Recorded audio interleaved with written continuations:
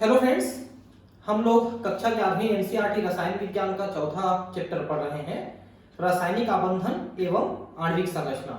इसके पिछले 9वें वीडियो में मैं आपको प्रश्नोत्तर में 16वें प्रश्न तक का उत्तर बता दिया है। अब हम इसको आगे बढ़ा रहे हैं। विद्युत ऋणात्मकता की परिभाषा दीजिए, यह इलेक्ट्रॉन बंधुता से किस प्रकार भिन्न है। देखिए, इलेक्ट्रॉन बंधुता का सीधा मतलब है इलेक्ट्रॉन लब्धि एंथैल्पी, मतलब उसको जब इलेक्ट्रॉन देते हैं तो बदले में कितनी ऊर्जा देगा, ये इलेक्ट्रॉन लब्धि है। जबकि इलेक्ट्रॉन यानी विद्युत ऋणात्मकता का मतलब क्या है। विद्युत ऋणात्मकता का मतलब है कि जब सहसंयोजक बंध बनता है तो जो सहभाजन किए हुए इलेक्ट्रॉन्स हैं, दोनों तरफ से एक एक इलेक्ट्रॉन दिया गया है, उस इलेक्ट्रॉन के जोड़े को अपने तरफ आकर्षित करने की क्षमता विद्युत ऋणात्मकता है, इलेक्ट्रोनेगेटिविटी है, जो कि फ्लोरीन में सबसे ज्यादा है, उससे कम ऑक्सीजन का है और उससे कम है आपका नाइट्रोजन का और फिर हाइड्रोजन का। तो 4 है फ्लोरीन का, 3.5 है 3.5 ऑक्सीजन का, 3 है नाइट्रोजन का और 2.1 है हाइड्रोजन का। तो विद्युत ऋणात्मकता जिसकी ज्यादा रहती है वो सहभाजित इलेक्ट्रॉन के जोड़े को अपने तरफ आकर्षित करके रख लेता है, जिससे उसमें थोड़ी सी ऋण आवेश और दूसरे परमाणु में थोड़ी सी धन आवेश आ जाती है। विद्युत ऋणात्मकता, किसी तत्व की विद्युत ऋणात्मकता को इस प्रकार परिभाषित कर सकते हैं कि इसके परमाणु की सहसंयोजक आबंध में साझे के इलेक्ट्रॉन युग्मों को अपनी ओर आकर्षित करने की प्रवृत्ति की माप तत्व की विद्युत ऋणात्मकता कहलाती है। ठीक है, तो सहभाजित इलेक्ट्रॉन को अपने तरफ आकर्षित कर रहे हैं। विद्युत ऋणात्मकता और इलेक्ट्रॉन लब्धि एंथैल्पी या इलेक्ट्रॉन बंधुता। देखिए, इलेक्ट्रॉन बंधुता का मतलब इसमें लिखा है इलेक्ट्रॉन लब्धि एंथैल्पी। जब आप उसको इलेक्ट्रॉन देते हैं तो कितनी ऊर्जा देता है। जैसे क्लोरीन है, उसको एक इलेक्ट्रॉन देंगे तो कुछ ऊर्जा प्रदान करती है, जिसको हम इलेक्ट्रॉन लब्धि एंथैल्पी कहते हैं। दोनों में क्या क्या अंतर है देखिए। इलेक्ट्रॉन बंधुता, यह परमाणु की बाह्य इलेक्ट्रॉनों को आकर्षित करने की प्रवृत्ति है। ठीक है, मतलब बाहर से इलेक्ट्रॉन को लेने की क्षमता है, जिससे बदले में कुछ ऊर्जा ये देती है। और विद्युत ऋणात्मकता, यह परमाणु की साझे के इलेक्ट्रॉन युग्म को आकर्षित करने की प्रवृत्ति है। तो साझे में जो इलेक्ट्रॉन युग्म है उसको अपनी तरफ ये आकर्षित करेगा। दूसरा, यह परमाणु की इलेक्ट्रॉन आकर्षित करने की परम प्रवृत्ति है, क्योंकि वो अपना अष्टक पूरा करने के इलेक्ट्रॉन को ले लेता है। जैसे सोडियम से इलेक्ट्रॉन क्लोरीन ले लेता है, लेकिन यह इलेक्ट्रॉन को आकर्षित करने की सापेक्षिकीय प्रवृत्ति है। विद्युत ऋणात्मक से सापेक्ष, मतलब उससे मेरी क्षमता ज्यादा है तो मैं साझे के इलेक्ट्रॉन को अपनी तरफ खींच लूंगा, ऐसा है।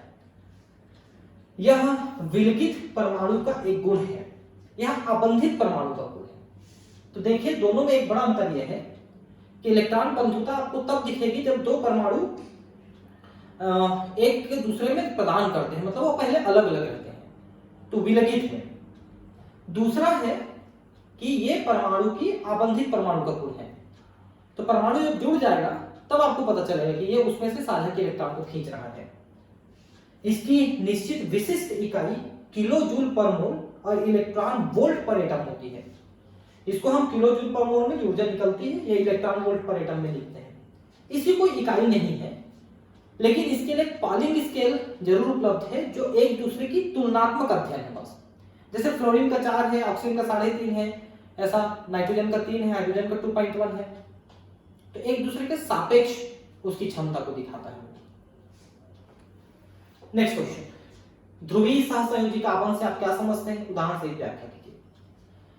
तो अभी हमने एक चीज पढ़ा कि विद्युत ऋणात्मकता क्या है, साझे के इलेक्ट्रॉन को अपनी तरफ आकर्षित करना है।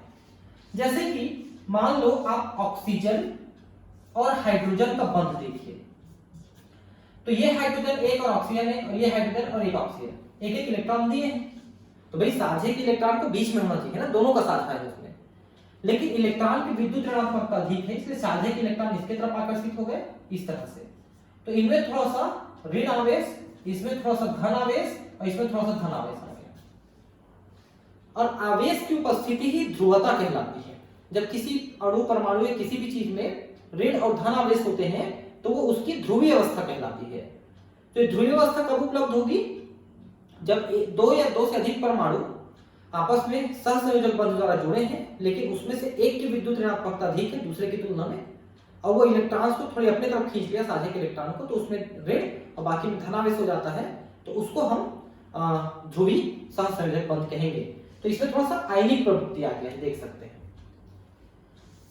ये जो ध्रुवी सहसंयोजी यौगिक है, बहुत से अणुओं में एक परमाणु दूसरे परमाणु से अधिक ऋण विद्युतीय होता है, तो इसकी प्रवृत्ति सहसंयोजी बंध के इलेक्ट्रॉन युग्म को अपनी ओर खींचने की होती है, तो साझे के इलेक्ट्रॉन को अपनी ओर खींचती है, इसलिए वह इलेक्ट्रॉन युग्म सही रूप से अणु के केंद्र में नहीं रहता है, बल्कि अधिक ऋण विद्युतीय तत्व के परमाणु की ओर आकर्षित हो जाता है। तो एक तरफ शिफ्ट हो गया, जो ज्यादा खींचा है उसके तरफ शिफ्ट हो गया। इस कारण से एक परमाणु पर धनावेश और दूसरे परमाणु पर ऋण आवेश उत्पन्न हो जाता है। तो धनावेश जिसकी विद्युत ऋणता कम है और ऋण आवेश जिसकी विद्युत ऋणता अधिक है, ऐसा उत्पन्न हो जाता है। इस प्रकार प्राप्त अणु ध्रुवी सहसंयोजी यौगिक कहलाता है और उसमें उत्पन्न बंध ध्रुवी सहसंयोजी अबंध कहलाता है। ध्रुवी सहसंयोजी बंध उदाहरण अगर देखें तो HCl अणु में देखिए हाइड्रोजन का 2.1 है, क्लोरीन का 3 है, तो क्लोरीन अणु दोनों इलेक्ट्रॉन को अपनी तरफ खींच लेता है, तो इसमें धन आवेश और इसमें ऋण आवेश आ जाता है। क्लोरीन की विद्युत ऋणात्मकता हाइड्रोजन की अपेक्षा अधिक है, यानी 3 है, और हाइड्रोजन की 2.1 है। अतः साझे के इलेक्ट्रॉन को क्लोरीन परमाणु के अत्यंत निकट होता है, फलस्वरूप हाइड्रोजन पर धनावेश और क्लोरीन पर ऋण आवेश आ जाता है थोड़ा थोड़ा। अतः HCl ध्रुवी यौगिक की भांति कार्य करने लगता है, अतः यह ध्रुवी सहसंयोजी यौगिक कहलाता है। आप इसमें H2O का भी उदाहरण लिख सकते हो, HF का भी लिख सकते हो, जो हमने पहले हाइड्रोजन बंध में देखा था, उनका उदाहरण भी आप इसमें दे सकते हो। ये देखिए यहां पर जो है हाइड्रोजन ने और क्लोरीन ने एक एक इलेक्ट्रॉन दिया था, लेकिन ये इलेक्ट्रॉन देख सकते हैं क्लोरीन की तरफ शिफ्ट हो गया है, इसलिए क्लोरीन में थोड़ा सा ऋण और हाइड्रोजन में थोड़ा सा धनावेश आ गया है, इसलिए HCl का अणु एक ध्रुवी अणु हो गया है। ठीक, नेक्स्ट निम्नलिखित अणुओं को आबंधों की बढ़ती आयनिक प्रवृत्ति के क्रम में लिखिए। Lithium fluoride, potassium oxide, nitrogen, sulphur dioxide तथा क्लोरीन डाइफ्लोराइड। तो आयनिक प्रवृत्ति कब बढ़ेगी? जब दोनों के बीच की विद्युत ऋणात्मकता में बहुत अंतर होगा, तो ज्यादा आयनिक प्रवृत्ति आएगी। और दूसरा यह है कि दोनों तरफ से मत खींचे, एक ही तरफ से खींचना चाहिए, यह भी हम देखेंगे। तो देखिए सामान्यतः संयोग करने वाले परमाणुओं के विद्युत ऋणात्मकताओं में जितना अधिक अंतर होगा, अणुओं में उतना ही अधिक आयनिक लक्षण होंगे। क्योंकि ज्यादा अंतर रहेगा तो जो सहसंयोजी इलेक्ट्रॉन है वो उसके तरफ ज्यादा आकर्षित होंगे, तो उसमें विद्युत ऋणात्मकता वाले जो परमाणु है उसमें थोड़ा सा ऋण और दूसरे में थोड़ा धन आवेश आ जाएगा, तो ही आवेश जितना ज्यादा होगा ना वो बंध उतना ज्यादा आयनिक होगा। अणु की आकृति भी इस संबंध में महत्वपूर्ण है। दिए गए अणुओं का आयनिक प्रवृत्ति के आधार पर क्रम निम्नानुसार है। नाइट्रोजन से ज्यादा सल्फर डाइऑक्साइड का, उससे ज्यादा क्लोरीन डाइफ्लोराइड का, और उससे ज्यादा यहां पर K2O है, यहां पर क्या लिख दिया है? F2O लिख दिया है, मेरे हिसाब से K2O होना चाहिए ये, ठीक है, K2O इसकी उससे ज्यादा है, क्योंकि अंतर हम देखेंगे, ठीक है।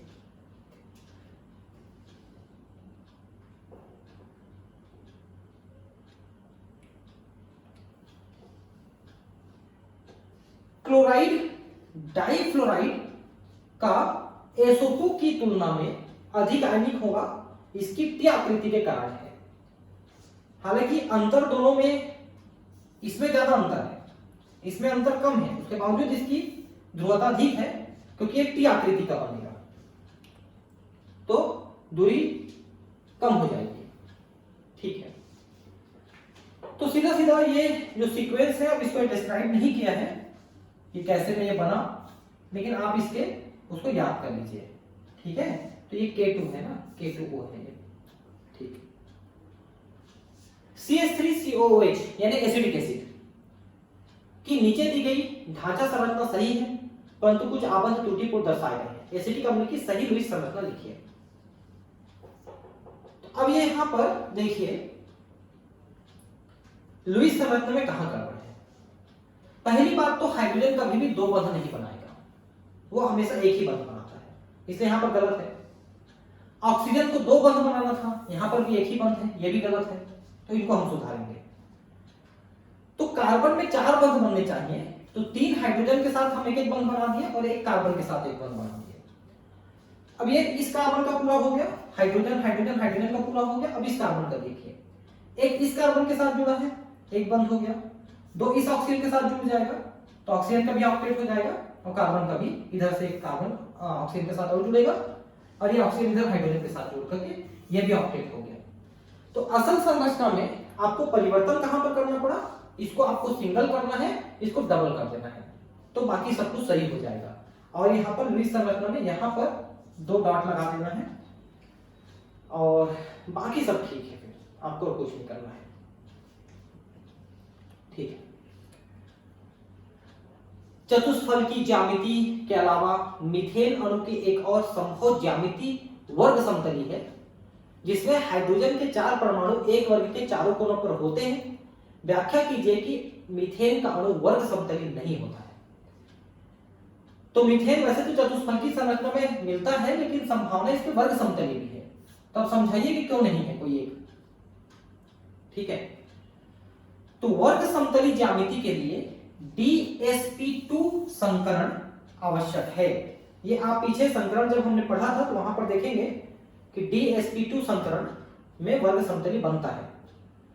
कार्बन परमाणु को उत्तेजित अवस्था में देखिए, कार्बन में होता है 6, ठीक है, तो 1s² 2s² 2p2 है। इसमें से एक इधर चला गया तो ये 2s1 रह जाएगा और ये 2p3 हो जाएगा। ये इसकी उत्तेजित अवस्था है। ये देखिए, उत्तेजित अवस्था में 1s² 2s1 2px1 2py1 2pz1 ये उत्तेजित अवस्था है। ये 2s2 में से एक इधर चला गया तो 2s1 बचेगा ना, यहां पर प्लेन मिस्टेक थोड़ा सा। इसके पास चार कक्षक नहीं है, ठीक है, चार कक्षक नहीं है का मतलब यह है कि अब इसमें डी कक्षक है ही नहीं, खाली पी कक्षक है। तो DsP2 संकरण कैसे बनेगा? डी कक्षक रहेगा तब तो DsP संकरण बनेगा, तो ये संकरण में भाग नहीं ले सकता। इस कारण CH4 की वर्ग समतली आकृति संभव नहीं है। ये देखिए, वर्ग समतली के लिए DsP2 चाहिए। हमने कहा था कि ये चतुष्फल की संरचना में मिलता है, वर्ग समतली में भी मिल सकता था, तो क्यों नहीं मिलेगा ये पूछ रहा है ना। तो वर्ग समतली के लिए DsP2 संकरण चाहिए, इसके लिए d ऑर्बिट चाहिए, ऑर्बिट d है ही नहीं, तो संकरण कहां से होगा? तो वर्ग समतली नहीं बनेगा। CH4 में कार्बन परमाणु sp3 संकरण की अवस्था में होता है, क्योंकि ये जो 2s1 है ये और 3p, ये तीनों p जो है s के साथ संकरित अवस्था में रहते हैं, इसलिए ये sp3 संकरण ये दिखाएगा कार्बन मीथेन में।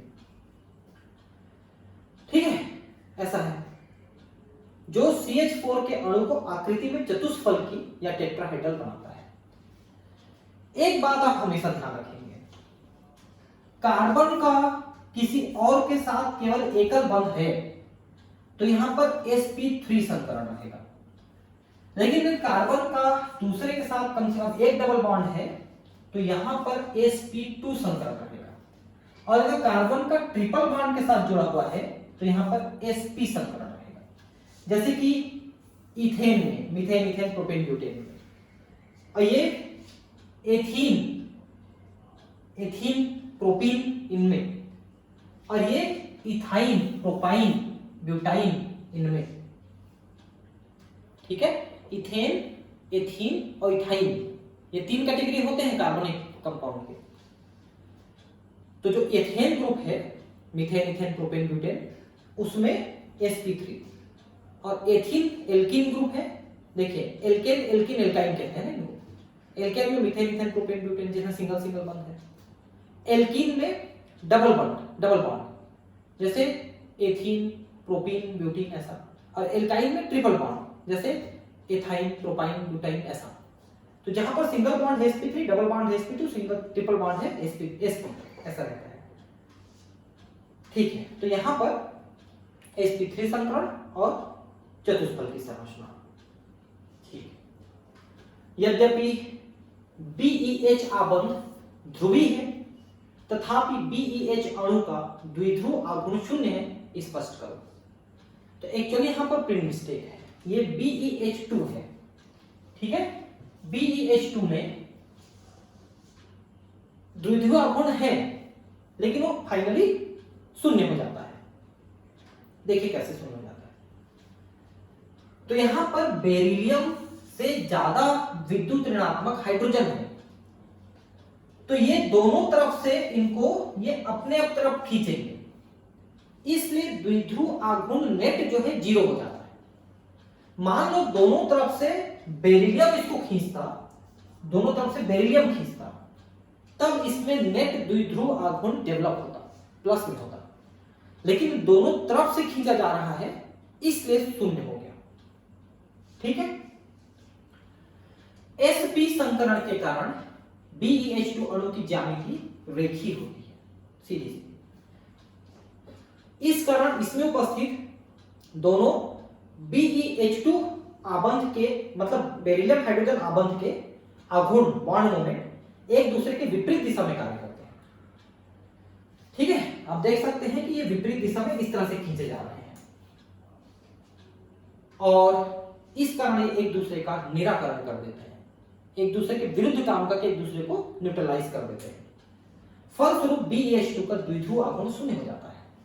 दोनों तरफ से आप खींचोगे तो 0 हो जाएगा ना, नेट ताकत, नेट बल। ठीक है,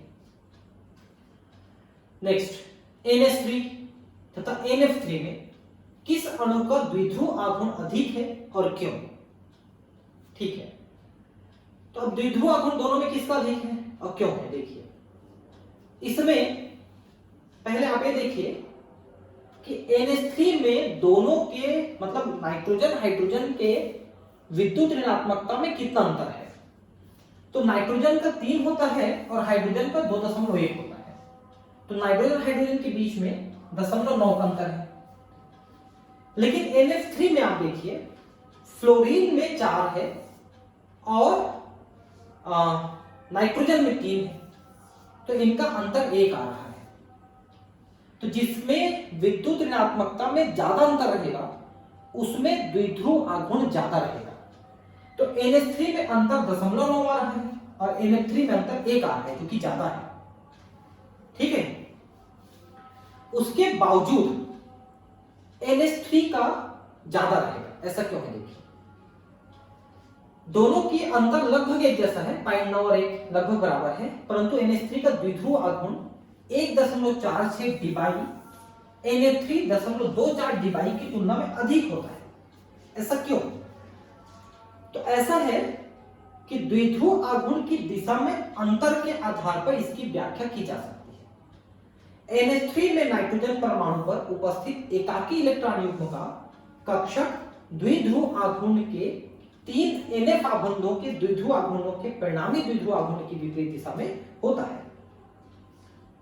कक्षक द्विध्रुव आघूर्ण एकाकी इलेक्ट्रॉन युग्मों के कारण NF आबंध आघूर्णों के परिणामी द्विध्रुव आघूर्ण के प्रभाव को कम कर देता है। इसके फलस्वरूप NF3 के अणु का द्विध्रुव आघूर्ण कम हो जाता है।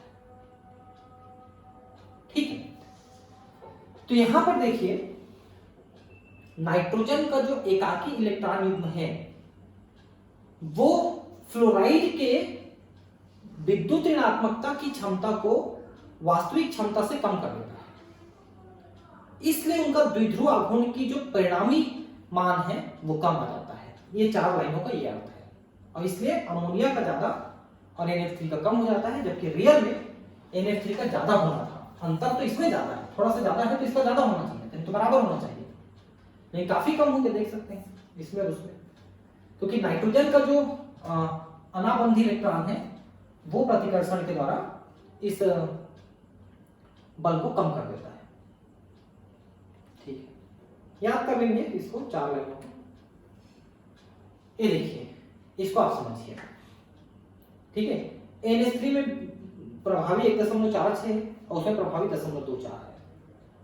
तो उसके पीछे कारण ये है कि नाइट्रोजन केंद्र में है और नाइट्रोजन चारों तरफ से खींच रहा है, इसलिए इसमें द्विध्रुव आघूर्ण ज्यादा डेवलप हुआ। इसमें भी नाइट्रोजन केंद्र में है लेकिन चारों तरफ से इसमें से खींचा जा रहा है, इसलिए परिणामी बल कम हो गया। आप चारों तरफ से खींचोगे तो ज्यादा आघूर्ण डेवलप होगा और आपको चारों तरफ से खींचा जाएगा तो परिणामी कम हो जाएगा। ये दोनों अंतर यहाँ पर मुख्य अंतर है। जो 4 लाइनों में ये भी एक पॉइंट लिखा है, उसको आप समझिए कि नाइट्रोजन यहाँ पर खींच रहा है जबकि यहाँ पर नाइट्रोजन से खींच रहे हैं, इसलिए दोनों में अंतर है। ठीक है, ये है मुख्य कारण। परमाणु कक्षकों के संकरण से आप क्या समझते हैं? sp, sp2, sp3 संकर कक्षकों की आकृति का वर्णन करें। देखिए, थोड़े थोड़े ऊर्जा में अंतर वाले जितने भी कक्षक हैं, जैसे s है, p है, d है, तो ये कक्षक आपस में मिल करके उतनी ही संख्या में नए और संकरित कक्षक बनाते हैं जिनकी ऊर्जा स्तर बराबर होती है, सभी का एक ही नाम होता है। जैसे कि मान लो sp में एक s और एक p कक्षक अलग अलग थे, s की ऊर्जा थोड़ी कम, p की ऊर्जा थोड़ी ज्यादा थी। ये दो कक्षक आपस में मिल गए तो दो कक्षक sp sp बने, दो कक्षक बन गए, दोनों का नाम sp और sp है। नहीं तो पहले एक कक्षक का नाम है, दूसरे कक्षक का नाम p था। ठीक है, जब संकरित हो गए तो दोनों का नाम sp sp हो गया। या sp2 रहेगा तो sp2 sp2 sp2 तीन बनेंगे, वैसे sp3 रहेगा तो sp3 sp3 sp3 और sp3 करके 4 बनेंगे। तो संकरण का मतलब है कि जो कक्षक है वो आपस में मिल जाते हैं, अपनी ऊर्जा का बराबर विभाजन करते हैं, उतनी ही संख्या में नए कक्षक बनाते हैं, लेकिन उन सब का नाम फिर एक कॉमन नाम हो जाता है। जैसे sp है तो दोनों का नाम sp sp, sp2 है तो तीनों का नाम sp2 sp2 sp2, sp3 है तो चारों का नाम sp3 sp3, ऐसा हो जाएगा और सब में ऊर्जा स्तर बराबर हो जाएंगे। और वो अब जब बंध बनाएंगे तो बराबर मान वाले बंध बनाएंगे किसी भी तरीके से। संकरण CH4 NH3 H2O NH3 H2O जैसे बहुपरमाणु अणुओं की विशिष्ट ज्यामितीय आकृतियों को स्पष्ट करने के लिए पॉलिंग ने परमाणु कक्षकों के सिद्धांत को प्रतिपादित किया था। पॉलिंग के अनुसार परमाणु कक्षक संयोजित होकर समतुल्य कक्षकों का समूह बनाते हैं, इन कक्षकों को संकर कक्षक कहते हैं। तो पॉलिंग ने कहा कि परमाणु कक्षक आपस में मिलकर नए कक्षक बनाते हैं और बराबर ऊर्जा का विभाजन कर देते हैं, इन कक्षकों को संकर कक्षक कहते हैं। आबंध विरचन, विरचन मतलब बनना, आबंध के बनने में परमाणु शुद्ध कक्षकों के स्थान पर संकरित कक्षकों का प्रयोग करते हैं। इस परिघटना को हम संकरण कहते हैं और निम्न तर्क से परिभाषित किया जा सकता है। लगभग समान ऊर्जा वाले, ध्यान रखेंगे कि ऊर्जा स्तरों में sp-df में थोड़ा थोड़ा अंतर होता है एक ही कोश के अंदर, लेकिन बहुत ज्यादा अंतर हो जाएगा तो फिर संकरण नहीं करेंगे, क्योंकि फिर उसमें बराबर विभाजन नहीं हो पाएगा। जैसे डिप्पंगे का पैसा और मुकेश अंबानी का पैसा को मिला के दोनों में बराबर बांटेंगे कहोगे तो थोड़ी बांटने देगा वो। हाँ, मुकेश अंबानी, टाटा, बिरला इनका पैसा मिला के बराबर बांटने के लिए कहोगे तो मान भी जाएंगे, या भिखारी भिखारी का बांटने के लिए कहोगे तो मान जाएंगे। एक भिखारी और एक अंबानी का पैसा बांटने के लिए कहोगे तो मान जाएंगे क्या अंबानी साहब? नहीं मानेंगे। वैसे ही बराबर में थोड़ा बहुत अंतर रहेगा तो मान सकते हैं। लगभग समान ऊर्जा वाले कक्षकों के आपस में मिलकर ऊर्जा के पुनर्वितरण द्वारा समान ऊर्जा और आकार वाले कक्षकों को बनाने की प्रक्रिया को संकरण कहते हैं। थोड़ा बहुत ऊर्जा में अंतर है, वो मिक्स होकर बराबर ऊर्जा वाले कक्षक बनाते हैं। जैसे कार्बन का एक 2s कक्षक तथा 3 2p कक्षक संकरण द्वारा 4 sp3 संकर कक्षक बनाते हैं। कैसे बनाते हैं देखिए, तो कार्बन में 6 है तो 1s2 2s2 2p2 है ग्राउंड स्टेट तटस्थ अवस्था, उत्तेजित अवस्था में ये यहां शिफ्ट हो जाएगा तो 1s2 2s1 और 2px1 2py1 2pz1 ये 3 हो जाते हैं। ठीक है, अब ये चारों कक्षक हैं s1 और 3p कक्षक आपस में मिलकर sp3 कक्षक का संकरण बनाते हैं। जब दो कक्षक मिल जाएंगे तो sp2 और एक ही कक्षक मिलेगा तो sp संकरण होगा p में से। p तीनों मिले तो sp3, दो मिले तो sp2, एक ही मिला तो sp संकरण। तो जहां पर ट्रिपल मतलब सिंगल सिंगल बॉन्ड बनता है वहां पर sp3, जहां पर डबल बॉन्ड बनता है sp2, और जहां पर ट्रिपल बॉन्ड बनता है कार्बन कार्बन के बीच में वहां पर sp संकरण होता है। ये मैंने अभी कुछ देर पहले आपको और बताया है। sp, sp2, sp3 संकर कक्षकों की आकृति कैसे रहेगी, तो इनको हम निम्नलिखित तरीके से देख सकते हैं। पहला sp संकर कक्षक, तो एक s और एक p कक्षक, और p कक्षक में जनरली pz कक्षक होता है, pz, और x और y अलग रहते हैं। ठीक है, ये x दिया है सर, यहां पर x को दिया है, p और z को खाली रखा है। ठीक है, तो एक s और एक px कक्षक, इनके बीच में हाइब्रिडाइजेशन होगा तो sp हाइब्रिडाइजेशन होगा, और बाकी दो अनहाइब्रिड रहते हैं। ठीक है, तो sp हाइब्रिडाइजेशन में संकर में परमाणु की संयोजकता कोश के उपकोशों का एक कक्षक तथा p उपकोश का एक कक्षक, s उपकोश का एक कक्षक और p उपकोश का एक कक्षक मिलकर समान आकृति में तुल्य ऊर्जा के sp संकरित कक्षक बनाते हैं। ये कक्षक आकृति में 180 डिग्री कोण पर अभिविन्यासित होते हैं। तो सीधा सा मतलब है जब दो ही है तो 180 डिग्री बनेगा। ठीक है, तीन रहेंगे तो इसमें एक 120 डिग्री का कोण बनेगा, चार रहेंगे तो 90-90 का कोण बनेगा।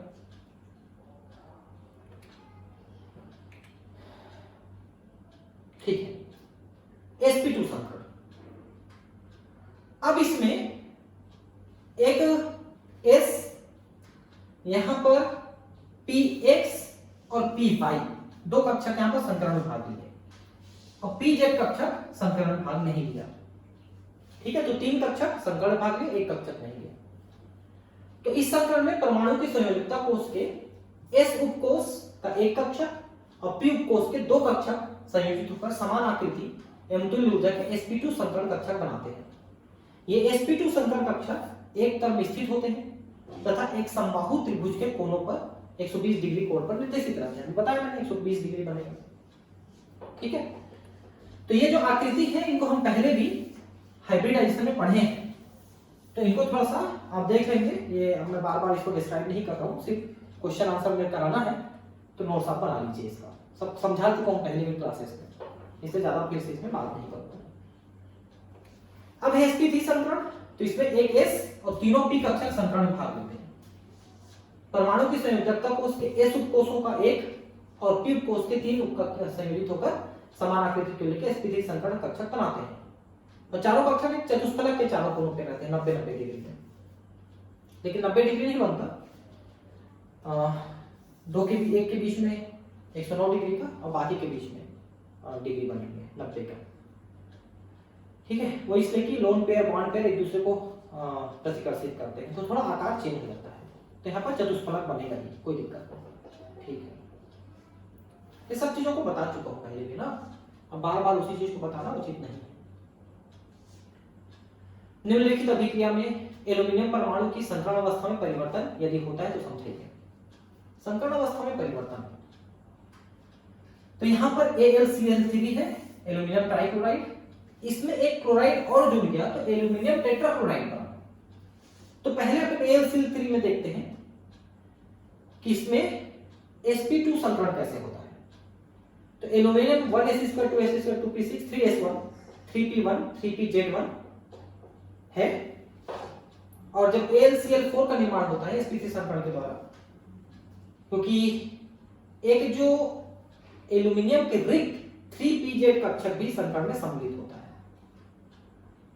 ठीक है, एल्यूमिनियम जो है 2 4 6 4 10 11 12 13 पूरा लिखा तो है 13, यहाँ पर एल्यूमिनियम का 13 होता है ना परमाणु का प्रभाव। ठीक है, तो ये पूरा 13 का परमाणु यहाँ पर इलेक्ट्रॉन है। 1s2 2s2 2p6 3s1। अब देखिए यहाँ पर देखिए 3p1 ये x है, 3p1 y है और 3pz खाली पड़ा है। इसी में एक इलेक्ट्रॉन लेकर के इस Cl को एकोमोडेट कर रहा है। ठीक है, तो sp3 संकरण के द्वारा हो रहा है और AlCl4 में एल्यूमिनियम के रिक्त 3pZ कक्षक भी संकरण में सम्मिलित होते हैं। इससे दी गई अभिक्रिया में Al की संकरण अवस्था 2p2 से sp2 से sp3 में परिवर्तित हो जाता है। देखिए पहले था 1ac2 2ac2 2p6 कितना हो गया 6 4 10। उसके बाद 3s2 और 3p1 था। इसमें से एक इधर ले गए तब भी 3px1 3py1 ये रहे 3pz यहां पर 0 है तो संकरण भाग नहीं लिया था। तो sp2 संकरण पहले था AlCl3 बनने में, बाद में ये 1 हो गया था ना, बाद में जब 3pz में भी एक इलेक्ट्रॉन आ गया तो sp2 के जगह sp3 संकरण हो गया। समझ गया आप लोग? फिर से बता रहा हूं, देख लीजिए। एल्यूमिनियम में 13 है, देखिए तो 1ac2 2ac2 2p6 3s2 3p1 ये ग्राउंड स्टेट है। उत्तेजित अवस्था में हो जाएगा 3s1 3px1 3py1 इतना ही है एल्यूमिनियम शुरू में। तो इसमें संकरण हुआ sp2 संकरण। 3 कक्षक यहां पर उपलब्ध हुए और तीनों कक्षक में 3 एल्यूमिनियम जुड़ गए तो AlCl3 में sp2 संकरण है। अब जब एक क्लोराइड और जुड़ेगा तो उस क्लोराइड का इलेक्ट्रॉन pz ऑर्बिटल में जाएगा। तो ये वाला जो कॉन्फ़िगरेशन है 3s1 3px1 3py1 तो था ही, अब 3pz1 भी आ गया। तो अब ये संकरण क्या होगा sp3 संकरण हो जाएगा। ये देखिए sp3 संकरण, ठीक है sp3 संकरण। तो AlCl3 में sp2 और AlCl4 आयन में sp3 संकरण, तो दोनों के संकरण में फर्क आ गया। बहुत बढ़िया, ठीक है। क्या निम्नलिखित अभिक्रिया के फलस्वरूप बोरान तथा नाइट्रोजन परमाणु की संकरण अवस्था में परिवर्तन होता है? बोरान ट्राइफ्लोराइड है और NH3 है, यहां पर NH3 है, ठीक है। ये दोनों जुड़े तो इस तरह से जुड़ गए। तो अब क्या दोनों में बोरान और नाइट्रोजन के संकरण में कोई फर्क आया क्या, ये देख लेते हैं। NH3 में नाइट्रोजन की संकरण अवस्था sp3 अपरिवर्तित रहती है। देखिए NH3 में नाइट्रोजन 7 है तो 1ac2 2ac2 2p3 है, ठीक है। तो यहां पर sp3 संकरण है जरूर, लेकिन p के 3 ऑर्बिटल ही बंद हो जाएंगे। BF3 में बोरान परमाणु sp2 संकरण है, क्योंकि बोरान का 5 है तो 1ac2 2s1 2p1x 2py1 ऐसा रहेगा। तो sp2 संकरण है इसमें उत्तेजित अवस्था में, ठीक है। जबकि ट्राइफ्लोराइड बोरान NH3 में यह sp3 संकरण हो जाता है। मतलब बोरान पहले sp2 था, यहां पर अकेले में sp2 था, लेकिन जब इन अमोनिया के साथ जुड़ा तो sp3 संकरण हो गया। इसलिए दी गई अभिक्रिया में बोरान की संकरण अवस्था sp2 से sp3 में परिवर्तित होती है, लेकिन अमोनिया का नाइट्रोजन का परिवर्तन नहीं होता है, ठीक है। क्यों ऐसा हुआ? क्योंकि बोरान में एक इलेक्ट्रॉन और आगे शिफ्ट हो गया ताकि इसको ये एकोमोडेट कर सके नाइट्रोजन को जोड़ने के लिए। इसलिए बोरान sp2 से sp3 में कन्वर्ट हुआ, तब जाके अमोनिया उसके साथ जुड़ा, नहीं तो इसमें जोड़ने के लिए जगह नहीं था, ठीक है, तब जुड़ा है। तो sp2 से sp3 में परिवर्तित हो गई।